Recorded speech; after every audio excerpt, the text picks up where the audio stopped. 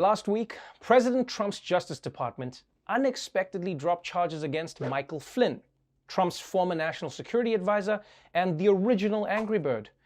And even though Flynn pled guilty to lying to the FBI as part of the Mueller investigation, Trump says the investigation itself was the real crime, and that the ringleader behind it was former President Barack Hussein Jihad Obama. And yesterday, Trump explained his theory of the case. Mr. President, in one of your Mother's Day tweets, you appear to accuse President Obama of the biggest political crime in American history by far. Those were your words. What crime exactly are you accusing President Obama of committing, and do you believe the Justice Department should prosecute him? Obamagate. It's been going on for a long time. It's been going on from before I even got elected, and it's a disgrace that it happened. And if you look at what's gone on, and if you look at now all of this information that's being released, and from what I understand, that's only the beginning.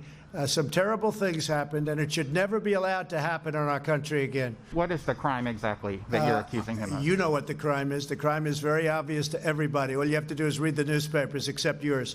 Okay, that's just weird. According to Trump, Obama committed the worst political crime in American history. But Trump won't tell us what the crime is because it's so obvious that you don't even need to ask, even though everyone needs to ask. Trump is treating Obama less like a criminal and more like they're in a relationship, and Trump feels like Obama messed up. If you don't know what you did wrong, well, I'm not going to tell you. Donald, please, whatever I did, I'm sorry. My friends were right about you. Never date a Leo. I mean, basically Trump is pulling that classic immigrant parent move. I mean, I remember this when I was growing up and they wouldn't tell me why they were beating me. They'd just be like, "You're getting beaten?" And you'd be like, "What is this for?" And they'd be like, "You know what it's for." So we have no idea. We have no idea what Obamagate actually is supposed to be. And I don't think Trump actually knows either. In fact, I think the only lesson Trump learned from Watergate is that things he doesn't like should have the word gate after it. Obamagate, Saladgate, Ericgate. And while Trump is trying to go after Obama, he might need to worry about himself. Because today, the Supreme Court started hearing arguments that'll determine whether criminal investigators will be allowed to dig through Trump's dirty laundry. At the Supreme Court today, historic cases conducted under historic circumstances. Putting it simply, should Congress have access to the president's tax returns, and how does presidential immunity extend to a criminal investigation? The president's personal lawyers argued that his tax returns and financial documents have to be withheld from 3 different congressional committees and a New York prosecutor, saying the demand for those records is politically motivated. That's right. Within weeks, the Supremes will decide whether the president can keep his finances secret or if he has to open up and show us the goods. And honestly, at this point, Trump only has himself to blame for this thing even getting this far. I mean, he's resisted releasing his tax returns for so long, he's made it into a secret that we have to know. What's in there? Tax crimes, a treasure map, a drawing of boobs? And one thing that always amazes me is how long it takes for these issues to actually get to the Supreme Court. I mean, think about it. We've been talking about this guy's tax returns since 2015. And now 5 years later, the Supreme Court is on the case.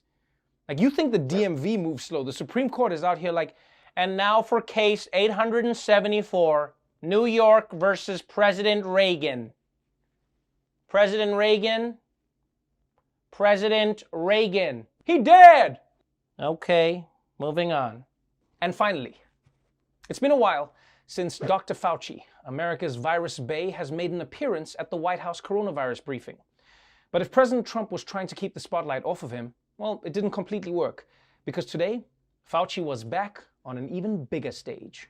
One of the nation's top doctors is warning reopening the country too soon could lead to more outbreaks. Dr. Anthony Fauci told the Senate Health Committee he's worried little spikes might turn into full outbreaks. My concern is that if states or cities or regions, their attempt, understandable, to get back to some form of normality, there is a real risk that you will trigger an outbreak that you may not be able to control, which in fact, paradoxically, will set you back, not only leading to some suffering and death that could be avoided, but could even set you back on the road to trying to get economic recovery. Like, because of Trump's antics, he keeps having to come up with new ways to say, please stay inside or you might die. Basically, what Dr. Fauci is saying is that we need to think of corona like a sports injury.